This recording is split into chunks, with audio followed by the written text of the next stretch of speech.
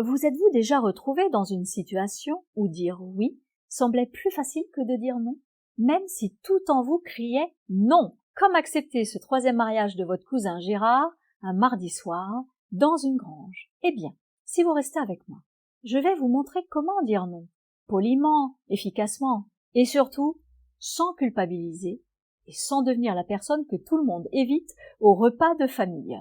Si vous restez, vous allez enfin découvrir pourquoi dire non est l'arme secrète des gens sereins, épanouis et avec des week-ends libres. Je vous promets que vous allez apprendre à poser des limites, à préserver votre santé mentale et surtout à éviter ces engagements étranges comme ce fameux « je veux déménager samedi, tu peux venir ?» qui ne finit jamais avant dimanche soir. Je vais vous dévoiler 3 techniques simples et efficaces pour dire non de manière classe, mais surtout sans culpabilité. Dire non ne fait pas de vous un monstre insensible, mais plutôt quelqu'un qui respecte son propre bien-être et qui préfère peut-être un samedi tranquille sur Netflix plutôt que transporter des cartons. Mais avant de commencer le sujet, je vous remercie d'aimer cette vidéo et de vous abonner à la chaîne pour faire grandir la communauté des personnes qui ont envie de trouver leur voie sans pour autant casser ce qui fonctionne dans leur vie. Je m'appelle Estelle Ivanez et depuis plus de 13 ans, j'accompagne des personnes qui, comme vous, sont sérieuses mais débordées. Je leur montre comment préserver leur énergie vitale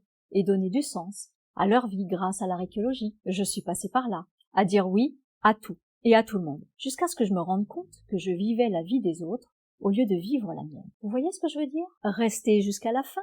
Je vous donnerai une technique infaillible pour dire non, sans que la personne en face ait l'impression que vous êtes un ermite insensible. Et oui, ça existe.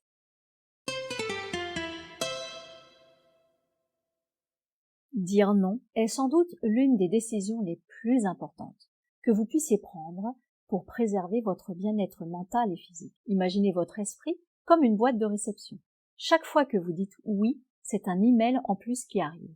Parfois, totalement inutile, mais que vous vous sentez obligé de traiter. Au départ, vous vouliez juste acheter une brosse à cheveux en ligne. Ça semblait innocent. Et puis un jour, vous vous retrouvez noyé sous 50 emails publicitaires par jour. Résultat, votre boîte de réception déborde, vous êtes submergé et vous commencez à regretter amèrement votre incapacité à filtrer les sollicitations par mail. Dire non, c'est comme appuyer sur le bouton désinscription des sollicitations incessantes de la vie. C'est un moyen de limiter le gaspillage de vos ressources précieuses qui sont dédiées à quelque chose qui ne fait pas de sens. Vous gaspillez votre temps, votre énergie et surtout votre santé mentale.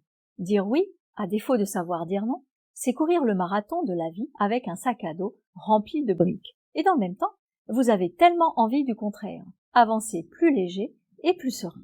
Vous ressentez des pressions internes et finissez toujours par dire oui, même au détriment de votre propre bien-être. La culpabilité est l'un des plus grands freins au non libérateur. Vous vous dites, je ne peux pas dire non, je vais passer pour une mauvaise personne, quelqu'un d'égoïste, et puis je vais décevoir les autres. La culpabilité se manifeste souvent lorsque vous avez l'impression de trahir ou de décevoir quelqu'un en disant non, comme si vous vous sentiez responsable du bien-être des autres et qu'en refusant une demande, vous avez l'impression de ne pas remplir ce rôle. D'un seul coup, vous pourriez ne plus avoir l'impression d'être une personne bienveillante ou altruiste et être confronté à ce sentiment de soi-même, non, merci. C'est comme si votre cerveau vous faisait croire que vous êtes l'unique responsable du bonheur du monde entier.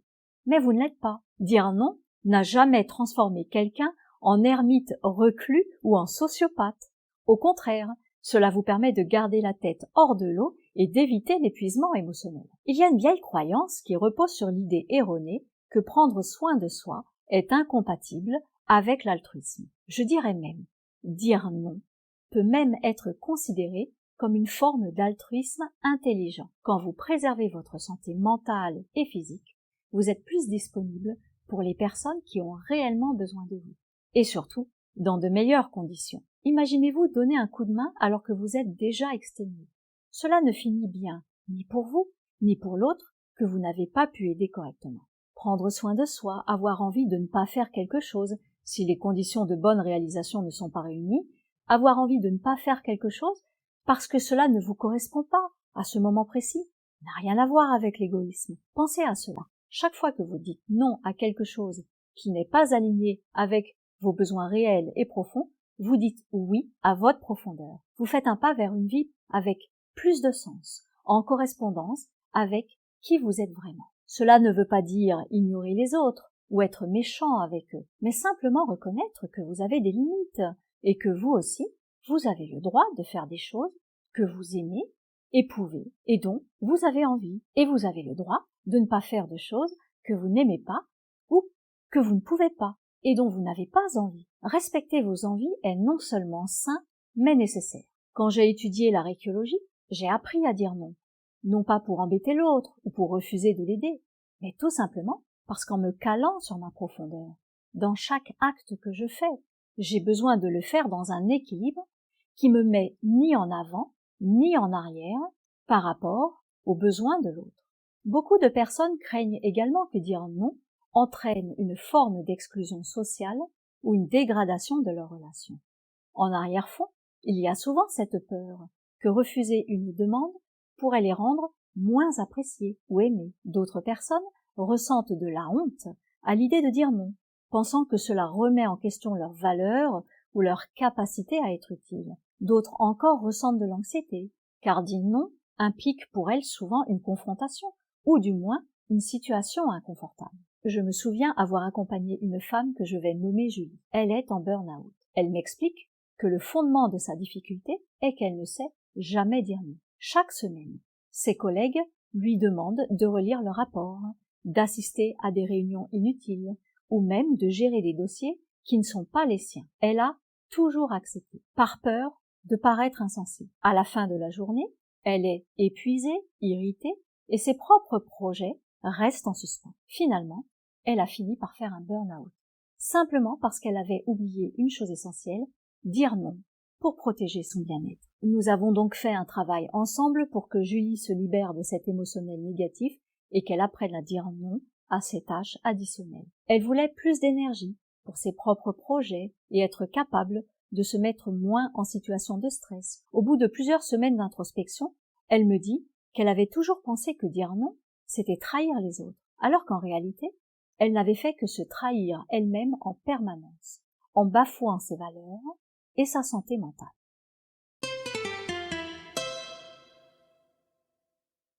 Si vous deviez classer les choses les plus importantes dans votre vie, vos propres priorités seraient probablement en haut de la liste, juste après votre café du matin, du moins en théorie. En pratique cependant, faites-vous partie des personnes qui mettent leurs propres objectifs de côté pour répondre aux demandes des autres?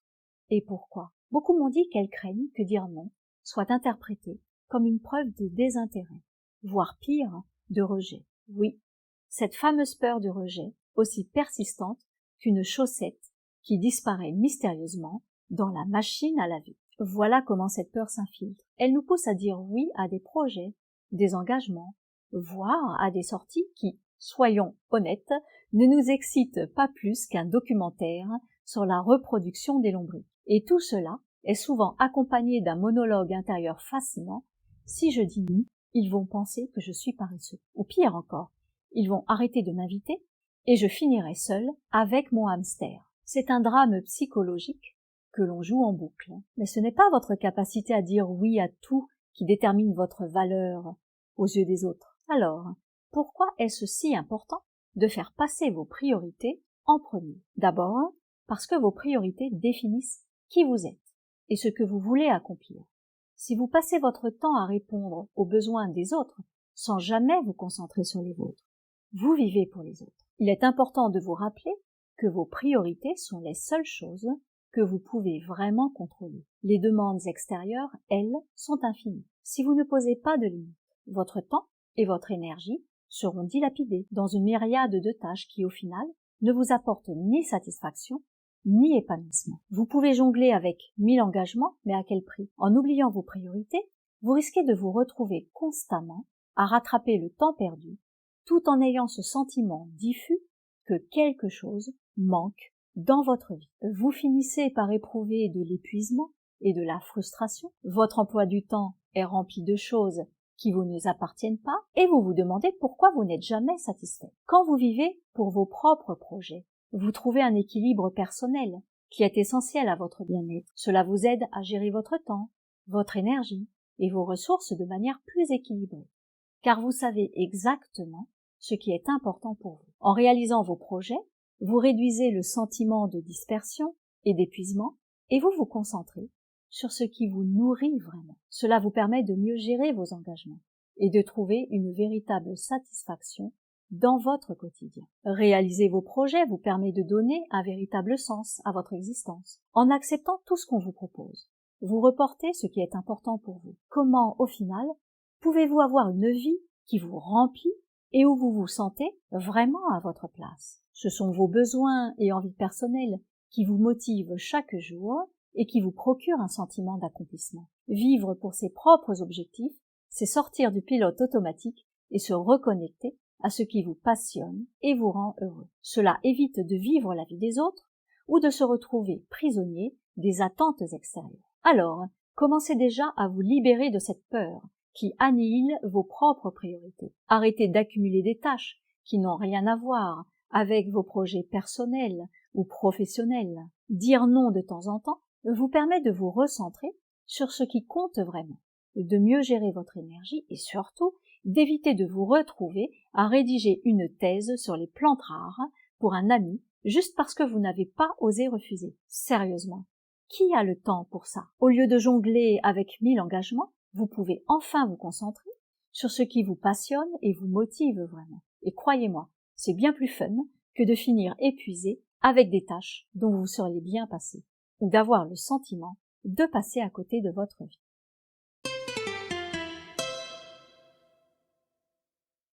Dire non, c'est un peu comme faire du sport. La première fois, c'est inconfortable, ça pique, et vous vous demandez pourquoi vous vous infligez cela. Sauf qu'ici, au lieu de développer vos muscles, vous renforcez quelque chose d'encore plus précieux, votre confiance en vous. Poser des limites, surtout avec les gens que vous aimez, peut sembler effrayant. Vous vous imaginez déjà que l'autre va mal le prendre et que cela va créer des tensions. Mais en réalité, dire non ne provoque pas un exil social. Ceux qui vous entourent ne vous rejettent pas parce que vous refusez une tâche. En fait, poser des limites claires vous permet de rester cohérent dans vos engagements et de montrer que vous savez ce qui est important pour vous. Et voilà la surprise.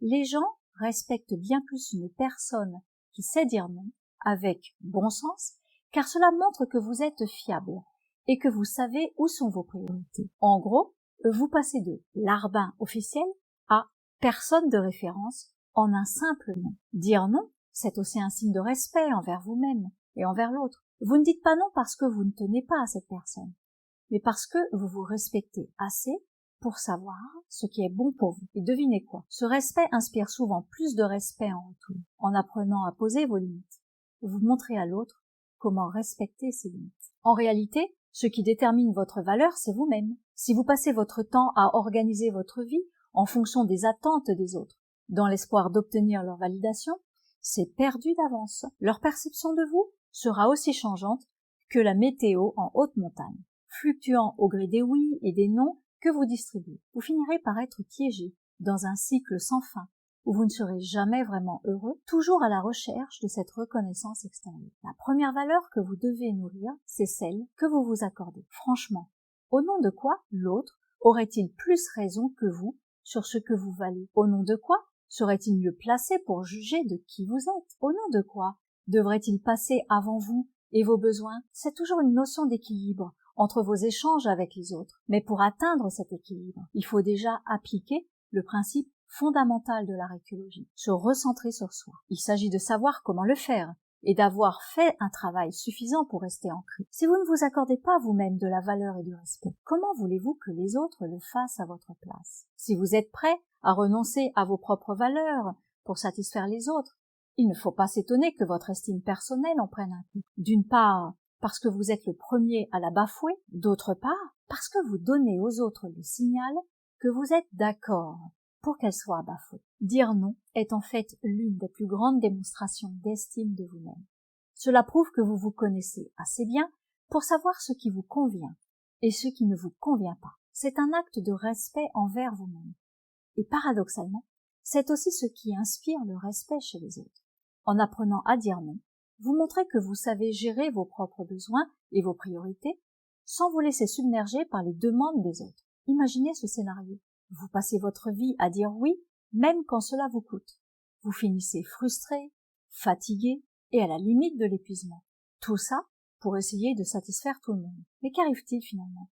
Non seulement vous vous perdez en chemin, mais les autres commencent à considérer que votre disponibilité est une évidence. Vous devenez le distributeur automatique de oui. À l'inverse, poser des limites montre que vous avez une colonne vertébrale bien solide, que vous savez prendre soin de vous. C'est la condition sine qua non si vous voulez vous sentir à la hauteur.